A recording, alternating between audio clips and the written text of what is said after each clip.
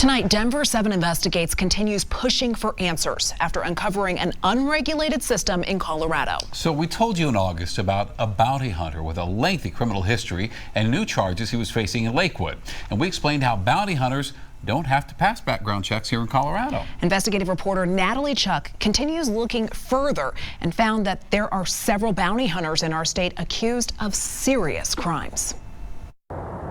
While that bounty hunter, Jesse Wagner, has been sitting here in the Jefferson County Jail behind me, we have been doing some research. All of these documents right here, these are all cases against people accused of committing crimes while acting as a bounty hunter. And all of them were already convicted criminals. Telling me that if I didn't do certain things that he was saying to me, that I was going to go to jail. The type of threats and intimidation this woman claims she endured for weeks, all at the hands of this man, Jesse Wagner. He had control everywhere, no matter where we went. The man hired by First Stop bail bonds to find her is instead behind bars for what law enforcement believes he did to her. Wagner is charged with extortion, kidnapping, and unlawful sexual contact. I guess that's what shocked me the most on your report, that this gentleman potentially abused this woman. Jacob Monroe owns Rocky Mountain Academy of Bail Bonding and Fugitive Recovery.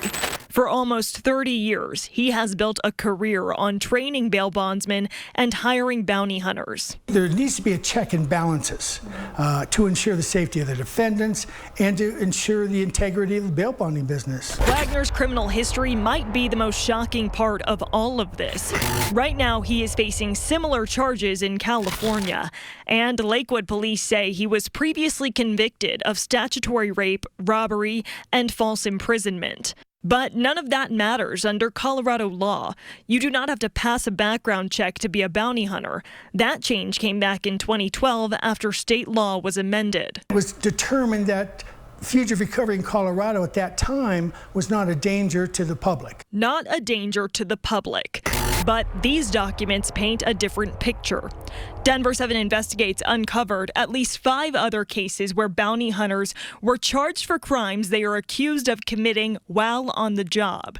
Kidnapping, impersonating a peace officer, even a federal prison sentence after illegally obtaining cell phone records. All of these charges came after 2012. All of the bounty hunters previously convicted of other felonies. And it really has hit me that bail agents have to have some type of format whereby they're held accountable when they hire somebody like the gentleman who's now in Jefferson County Jail. We asked the bail bondsman who hired Jesse Wagner, why didn't he background check him first?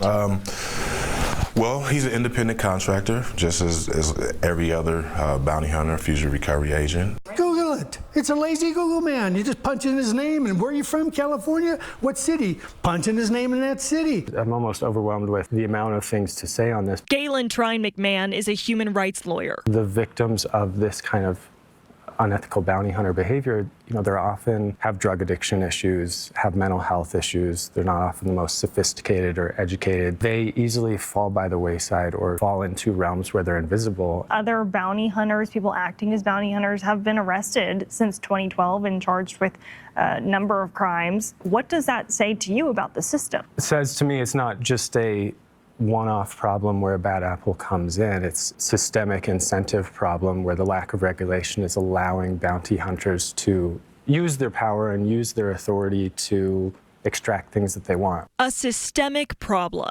So what's the solution? I don't know that I would say I have the exact answer and what the legislation should look like, but I think it's worth the attention of legislators to look at. I just think they need to get the laws up to speed. Now, we have reached out to several lawmakers calling on them to watch our reporting and decide for themselves, does this law need to be changed? None of them have committed to sitting down and speaking with us, but we will continue asking. For Denver7 Investigates, I'm Natalie Chuck.